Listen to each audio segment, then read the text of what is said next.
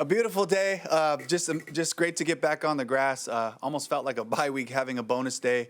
At this point, we've been going week to week, for a while here, and I can just feel there's a little bit more in the tank with the guys, and we're happy to be back out on the grass and focusing on this opponent.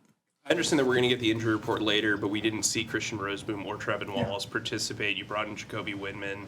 What is the linebacker position looking like as you guys start prepping for San Francisco? Yeah, we have to evaluate, first and foremost, we have to evaluate Trevin, see where he's at for this week. So, again, told you he was week to week on that, and we'll have more information on that. But brought Kobe in here, a guy that's familiar with what we do from a special team standpoint and linebacker standpoint. Love what Claude did in the game. Chris Barnes, another guy that's been around, that's ready to go, and Muma Jongmeta, he got into the game a little bit at the end as well. So we have a couple of guys, couple options there. The picture will get a little bit clearer once we know what's going on with Trevin.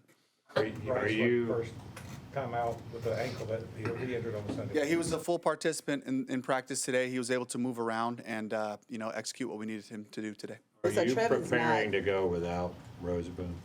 We are right now, but again, we're putting him through the tests, making sure to see where he's at and his availability for the game. We'd hate to put him out there for a limited amount, knowing how he plays, the style, the aggression, physical nature that he plays with. We want to make sure that he's healthy first and foremost. Just for clarity, you're not ruling Trevin out this early? Not yet, yeah. Dave, facing someone like Christian McCaffrey would pose problems for any linebacking core. How does the injuries that you have in that position affect your defensive scheme, your defensive game plan? Yeah, we have to be aware of the way that they use him in the pass game and the run game. All those different things, a versatile player, a guy that I really respect, for a long time now. And the stories I've heard from being here around, the guys, around the players, the staff that have been around him in terms of his preparation, the way that he takes care of his body, how intentional he is with the game plans and executing, his fundamentals. Stuff that I really respect about him. And of course the product is great, and he's able to make plays in different ways. We have to be aware of that part and make sure it's not just about the linebackers, right? It's the whole thing tied in the run game and the pass game. Dave, this is a pass defense that's had trouble getting a pass rush going with the injuries to Bosa and Michael Williams and others. How do you think you might be able to take advantage of that? I know they didn't get to Jacoby at all last Sunday. Yeah, this looks like a Robert Saleh defense, and it's hinged upon great fundamentals, counting on each other, and rallying to the ball, and that shows up in every area, even in the third and long situations where you feel like you can get a completion and get some run after catch. They rally to the ball. They play a physical style of football, and they have good scheme. They have great things that they're doing. I got finished last night looking at some of their third downs and some of the pressure packages they have. They have a way to create pressure. We can't forget Bryce Huff is over there, and on any given play, he's electric and he's got great pass rush tools.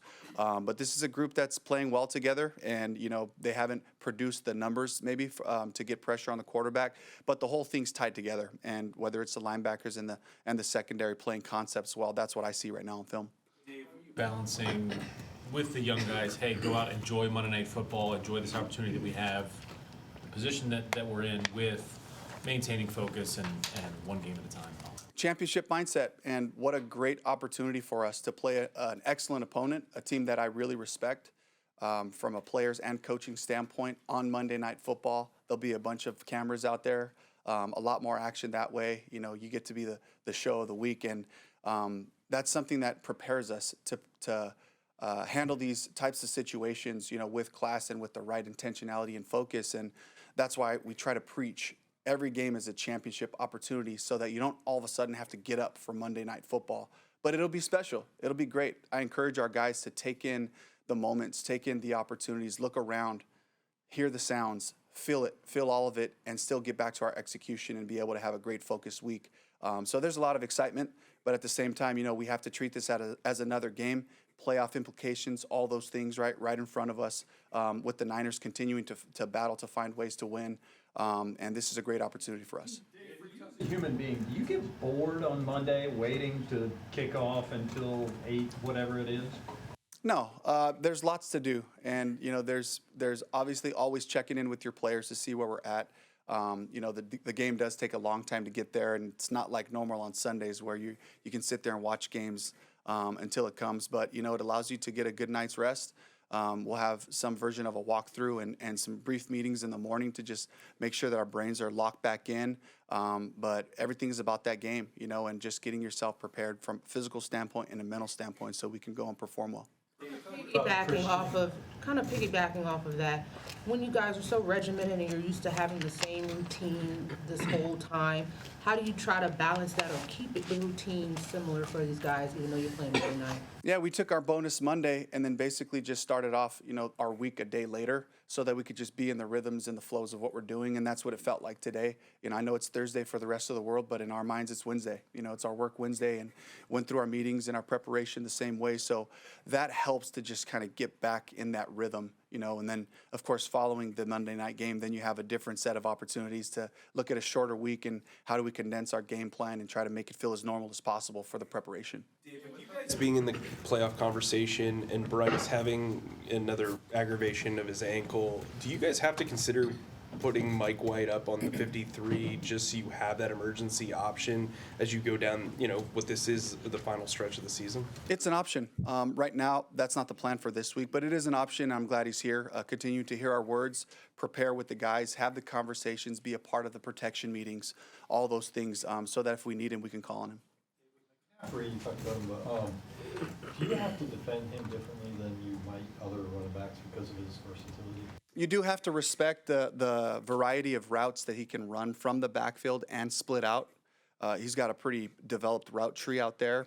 From a run game standpoint, it's going to require just good team fits, good team football, and rally into tackle. We know that he can make moves and make miss at times, so we respect all those things. But again, it's going to come down to our fundamental execution and just being aware of the different route tree that they can present when he's out wide or when they scat him out. J.C. Horn about this, but what benefit or advantage did it give you guys seeing Bijan Robinson just last week, Alvin Kamara the week before that, just kind of prepare you for those pass-catching running backs out of the backfield? Absolutely, and that goes back to the conversation where every game truly is an opportunity for us to play at our best, and it prepares us. It continues to get our minds right for different styles of attack. We haven't even talked about George Kittle. This is a fantastic player. We've played a lot of really special tight ends, throughout. I think about Arizona early on. I think about Atlanta with Pitts, and the different things that he can do. And so it allows us to just be aware of how teams try to utilize these tight ends in different ways in play pass, in regular drop back situations. And, we certainly have to make sure we give those guys the right attention they deserve. You brought up studying tendencies last week and something you do every week. How do you kind of balance that with maybe like they can alternate what they do because, hey, we know this is a weakness, or, hey, we've seen this as a trend? Like if you're attacking a certain area and they, flip the switch and you have to kind of improvise, how much do you have to weigh that going into? We do think about that, and some of that happens in between series as we look at our pictures, our still shots of how they're trying to deploy their defense.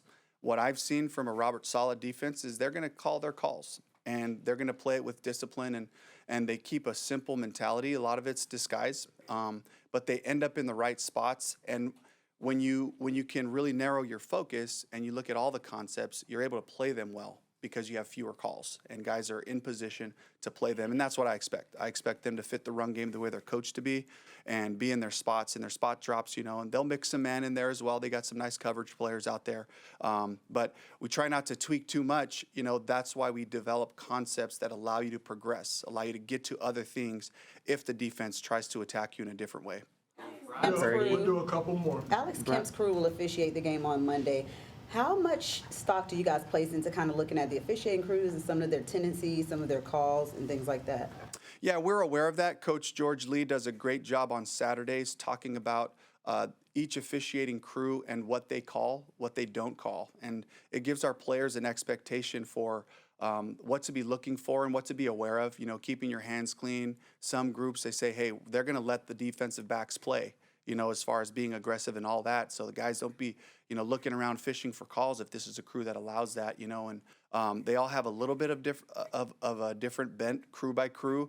And then on top of that, there's always the weekly emphasis of things that are happening around the league that the league wants the officiating crews to address. We make our teams aware of that as well. Hey, they're really looking at the offensive tackles, making sure their helmet doesn't create any space from the belt line of the center. You know, there's different things that come up that we make our players aware of so that we can, you know, execute and try to stay away from hurting ourselves with some of those penalties.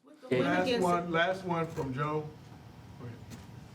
Whoever had one can go. Oh, okay, with the win against Atlanta, and then being in the playoff hunt, this team is getting more national attention than I've seen in recent years. Do you pay attention to that kind of stuff, or do you remain relatively isolated from the outside noise? Well, it doesn't help us. It's unavoidable, and that's something that we talk to our group about and trying to maintain focus as this happens. And we have so many amazing opportunities, just the way that our schedule played out. Being on the road early, seeing a lot of AFC teams early, you know, there were some opportunities there missed. There were some opportunities made, preparing us for this stretch. But now we're sitting here looking at a bunch of NFC opponents, 4 out of the 5 that are in front of us, you know, in the playoff picture. And so that there's a real focus and opportunity for the group to say, let's go one game at a time. We're playing the Niners this week. We'll worry about the next one when we get to the next one. But big picture-wise, understanding our work is right in front of us. Can we execute? Can we maintain our focus and not be distracted by the rest of it? Because what is it going to come down to? Fundamental execution. It's going to come down to blocking, tackling, throwing and catching, and making our plays when they come to us, and that's never going to change. There's going to be more cameras. It's going to be the field's going to be the same size. It's another opponent, you know, and we have to make sure that we stay on that track so that we're disciplined about our approach and we don't let up on any of that besides everything else that might be coming from us. Yep. Thank you.